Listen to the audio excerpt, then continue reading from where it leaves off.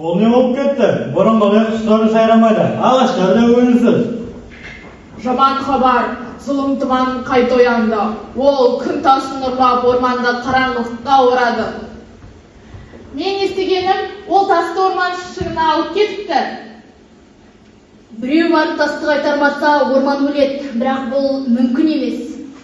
Біз бірге барсақ, бәрін жеңе аламыз. Ең бастысы бірлік. Балаларым, сендерге сенемін, бірақ абай болыңдар. Бұл залым тұманның күші қорқынышты емес. Ол жалғыздық пен қорқыныштан тамақтанады.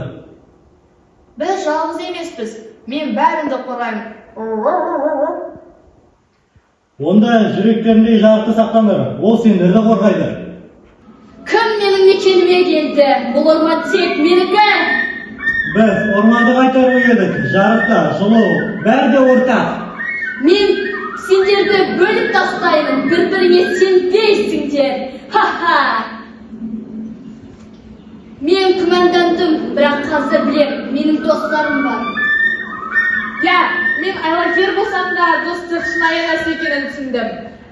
Бәріміз бірігіп жарықты қайтара аламыз. Біз бірге күшіміз, орман біздікі! Жарайсыңдар балаларым, нағыз батырлар өз жүректер емес, жарығымен жеңе біледі. Біз достықпен, батылдықпен жеңдік. Орман тек мекен емес, ол жүрек.